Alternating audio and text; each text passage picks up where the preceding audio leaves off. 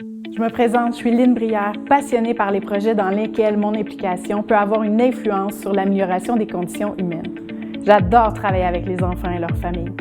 J'ai travaillé pendant 20 ans en santé mentale et c'est incroyable à quel point j'ai développé des compétences qui me sont utiles. Maintenant, je suis gestionnaire de services éducatifs à la petite enfance et j'adore ce que je fais. J'ai envie de vous présenter mes coups de cœur. 10 professionnels, 10 passionnés. Bonjour Marie-Annick. Allô, Lynne? Oui, je suis contente de te voir. On a eu l'occasion de travailler ensemble. Nos chemins se sont croisés quand j'étais directrice générale d'un CPE. On avait mis en place des moments où tu venais au service de garde pour pouvoir offrir, faire de l'intervention avec des enfants qui avaient des besoins au niveau de leur motricité. Ça l'a permis plein de choses. Les éducatrices ont eu l'occasion à ce moment-là de t'observer puis pouvoir d'apprendre de ce que tu faisais, le travail avec les enfants. Oui, les éducateurs sont excellents pour collaborer avec les physiothérapeutes. En fait, c'est eux qui observent, je dirais, le plus souvent les enfants, en tout cas toute la journée, toute la semaine, au quotidien. Puis eux peuvent voir ce qui limite un enfant justement à participer avec ses amis à certaines activités, sur le plan moteur surtout. Dis-moi, est-ce que les enfants se développent tous au même rythme? Non, en fait, chaque enfant se développe à son propre rythme, mais certains ont besoin des fois d'un coup de pouce pour les aider à développer certaines habiletés. Mais il ne faut pas oublier que le développement moteur, c'est pas une séquence linéaire. C'est pas mon enfant a atteint telle étape et puis là, il peut passer à la prochaine. Les enfants vont vivre certains mouvements, certains moments, dépendamment de leurs expériences. La garderie, c'est un très beau milieu pour les services de garde, c'est des très beaux milieux pour vivre ces expériences-là. Mais aujourd'hui, j'ai envie de partager avec toi mes drapeaux rouges, qui sont les moments où on devrait faire appel à un professionnel de la physiothérapie si un enfant ne fait pas cette habileté-là. En tant qu'éducatrice ou pour un parent, qu'est-ce que je dois observer chez le poupon? Chez un poupon, je te dirais que la première chose que je regarde chez n'importe quel bébé, honnêtement, j'ai souvent des formations professionnelles, je regarde la morphologie de la tête et l'attitude de torticolis. Comme c'est un problème qui est très, très, très fréquent, on parle d'un enfant sur 2 à un enfant sur 3 maintenant. Donc, je te dirais que c'est une des choses que je regarde. Puis, sinon, c'est la symétrie chez les bébés. Donc, des fois, un bébé qui va utiliser plus une main que l'autre, plus le corps un peu en angle. Je vais regarder vraiment la symétrie chez les bébés parce que c'est pas vraiment vrai qu'on préfère la gauche ou la droite quand on est poupon, c'est plutôt une asymétrie. Je peux te montrer, si tu me passes mon bébé, ce que je regarde justement quand je parle d'attitude de torticolis ou de morphologie de la tête.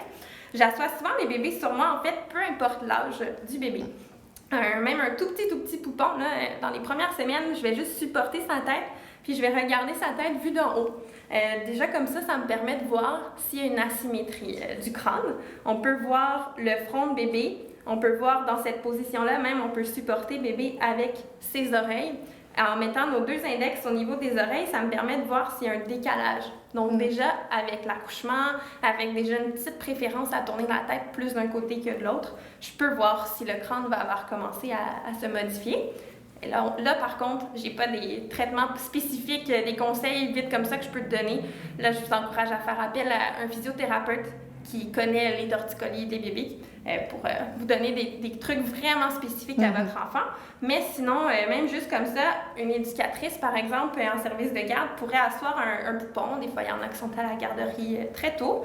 Puis l'asseoir sur elle et voir en tenant les bras de bébé comme ça, en les stabilisant, parce qu'on a des petits tricheurs des fois qui vont élever une épaule plus que l'autre. Donc, ils vont garder la tête droite, mais ils vont avoir une épaule haute. Alors, je vous dis plutôt aux éducatrices, aux parents, à tenir les bras de bébé comme ça, stabilisés pour être les épaules symétriques. Puis là, de voir, est-ce que le bébé peut tenir sa tête dans l'axe? Est-ce qu'il est droit? Est-ce qu'il y a une asymétrie qu'on observe? Je te dirais que déjà, comme je t'ai dit, comme en consultant en physiothérapie, si c'est quelque chose de très spécifique, mais si on veut plutôt prévenir, qu'est-ce qu'on peut faire pour les aider à ne pas avoir cette déformation-là? Je te dirais que la position ventrale, c'est quelque chose qui aide déjà beaucoup pour tout ce qui est musculature et surtout enlever de la pression sur la tête. Je peux te montrer comment moi je le fais avec les bébés parce que souvent les gens vont consulter aussi en physiothérapie en me disant « Mon enfant déteste la position ventrale, qu'est-ce que je peux faire? » J'utilise beaucoup mes jambes, en fait, pour cette position-là. Je vais m'avancer un petit peu. J'allonge souvent une jambe pour avoir les fesses de bébé plus basses que son haut du corps. Alors, comme ça, je peux mettre bébé en appui sur ma jambe qui est plus haute, puis lui, ça lui met déjà moins de poids au niveau de sa tête.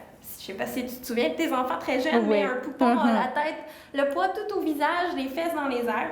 Donc, j'aime bien cette position-là sur mes jambes. Là, ça me permet de pouvoir jouer avec l'angle dans lequel bébé est. Puis même si bébé pleure, si bébé n'est pas confortable, en fait, on le voit qu'il force avec les yeux plus que les muscles du cou. Je vais pouvoir lui donner une pause sur le côté. Donc, face à moi, je peux le rassurer. Puis déjà là, bébé va souvent se calmer parce qu'il va nous voir. Il va pouvoir prendre une pause de lever sa tête. Si vraiment bébé pleure trop, là, tu peux le prendre. OK, d'accord, oui. À 6 mois, l'enfant, qu'est-ce qu'il est en mesure de pouvoir faire? Il y a plein de choses qu'on voudrait qu'un bébé de 6 mois ait déjà expérimenté. Je te dirais, on voudrait qu'il ait vécu beaucoup d'expériences sur le ventre, sur le dos, assis et même en position debout. Mais si je te parle de mes fameux drapeaux rouges, je te dirais qu'à 6 mois, un bébé, si on le pose en position assise, devrait au moins être capable de retenir le poids de son corps en appui sur ses mains. Déjà là, s'il y a ça, je ne m'inquiéterai pas tout de suite. Sinon, on parle souvent de la position, le bébé reste assis tout seul pour qu'on puisse aller faire quelque chose de quelques minutes qui demeure dans la position. Je dirais qu'à 9 mois, il faudrait qu'au moins le bébé soit capable de tenir sans appui la position assise. La fameuse position debout, on pourrait en parler bien longtemps, mais déjà à un très jeune âge, un bébé devrait être capable, comme à 6 mois, de tenir le poids de son corps sur ses jambes. On veut observer aussi l'alignement postural. On ne veut pas que le bébé soit complètement sur la pointe des pieds, arqué en extension, en utilisant juste les muscles de son dos, mais devrait être capable de tenir le poids de son corps sur ses jambes. Un truc que je donne souvent aux parents qui me disent qu'ils ont de la difficulté avec leur enfant qui ne maintient pas la position assise, c'est que je me place perpendiculaire à bébé. En fait, de cette manière-là, bébé ne va pas avoir en tête qu'on est derrière lui, prêt à l'attraper s'il perd l'équilibre. Puis on va pouvoir l'aider à utiliser plus ses abdominaux avec notre main. Donc, je me place perpendiculaire à bébé, ma jambe est là, donc ça me rassure, moi, en tant qu'adulte, souvent responsable d'un bébé d'un autre, à garder de l'équilibre de bébé, en fait, lui donner des barrières autour de lui pour pas qu'il perde l'équilibre et tombe par terre, mais ça me permet d'utiliser ma main pour lui montrer à utiliser plus ses abdominaux. Donc, bébé peut travailler déjà l'équilibre dans cette position-là au sol, plutôt que de lui mettre plein de coussins autour de lui et de l'habituer à, si je tombe par en arrière, je me fais pas mal.